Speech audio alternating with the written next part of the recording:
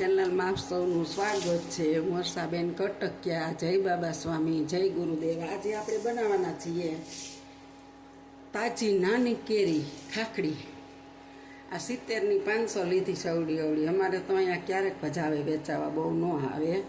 અને આ ગુંદા પણ ઝીણા ઝીણા આવેલા હતા. અને બધાને આ જ અથાણું વધારે ભાવે. હજી 12 મહિનાનું બાકી.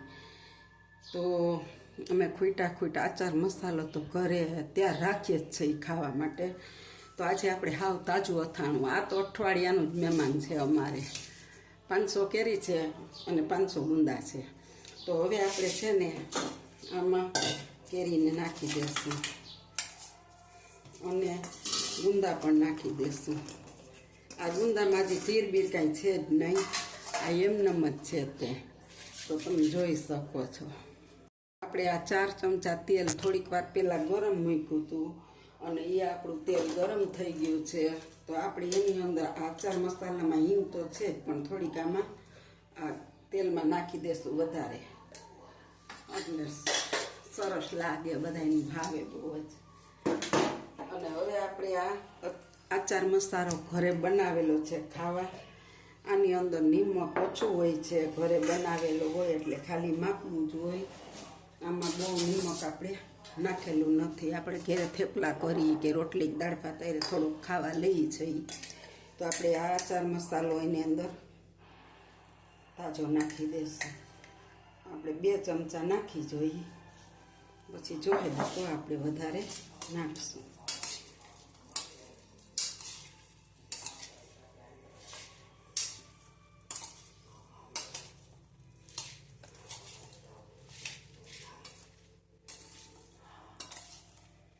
હજી આપણે 1 જ ચમચો નાખી દઈએ, કારણ કે 1 કિલો અથાણું છે અને આ તો તાજું છે એટલે બહુ નાખવો નથી. ખાલી આમાં પણ ફરસું લાગે ને આપણે ખાઈ એવું. અને આની અંદર આપણે નિમક નાખીશું, કારણ કે આપણે ખાવા બનાવ્યો હોય ને ત્યારે નિમક બહુ ન નાખ્યું હોય, એટલે 1 ચમચો નિમક નાખી દઈશું વધારાનું. ઓલો તો આપણે ઘણો બધો બનાવ્યો ને તો એમાં નિમક આપણે માત્ર 4 ચમચી જ નાખેલું હોય, આપણે સ્વાદ અનુસાર. અને અથાણામાં તો નિમક જોઈએ. તો આને આપણે આવી રીતના બધો પહેલાં ભેળવી લેશું. જો આપણે આને સારી રીતે ભેળવેલો છે, મસ્ત ભેળવાઈ જ ગયો છે. હવે આપણે આની અંદર છે ને થોડુંક કલર આપે, મસ્ત લાલ અને થોડુંક તીખું બને એવી રીતના આપણે આની અંદર થોડોક મરચું પાવડર નાખીશું. તો આપણું તેલ ગરમ કરેલ છે ને એ ઠરી જાય. હવે આપણે આની અંદર મરચું પાવડર નાખીશું.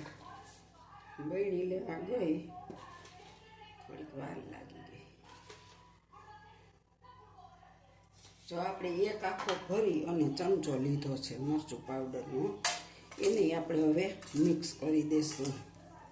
અને બધાને આપણે 12 મહિનાનું કેરીનું અથાણું કરશું ને તો એ 4-5 દી ભાવશે. અને આ અથાણું તો અઠવાડિયું નહીં થાય ને તો કિલોનું અથાણું તો ચટાકેદાર એને લાગે. છોકરાઓએ કેદુના કહેતા હતા કેરી નાની આવવા માંડી, પણ સસ્તી જ ન થઈ. 80ની 500 હતી, કાલ 70ની દીધી. બહુ મોંઘી છે, પણ છોકરાઓને તો આ અથાણું ખાવું હોય ભારે ત્યાંથી, તો બસ કાલ લઈ આવી.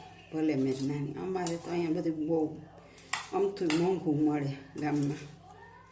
ગામ નાનું રહ્યું, બહાર ગામનું વટાણું અહીંયા વેચાઈ જાય તો આપણા હાથમાં ન આવે. વહેલા ગયા એટલે વળી આવે હાથમાં, નકર હાથમાં ન આવે. હાલો હજી થોડું મરચું પાવડર નાખી દઈશું, થોડુંક ઓછું લાગે છે.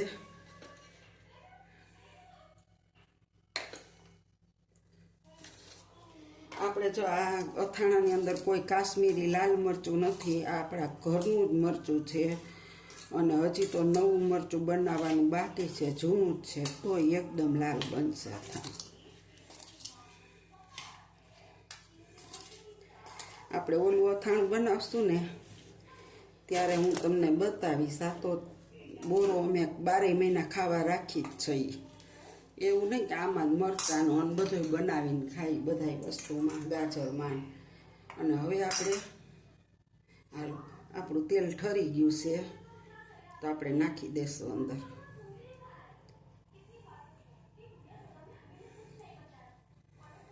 અને આપણે હવે આને જરીક હલાવી લેશું. રેડાઈ ગયું છે આપણું.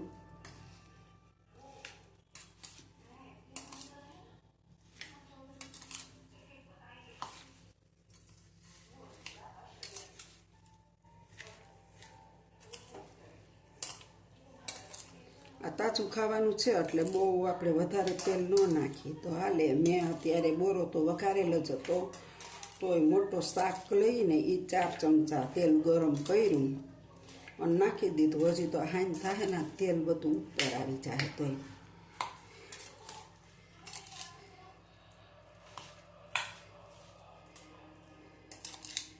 કેરી બહુ નાની નાની હતી પણ છોકરાઓને આ બહુ જ ભાવે.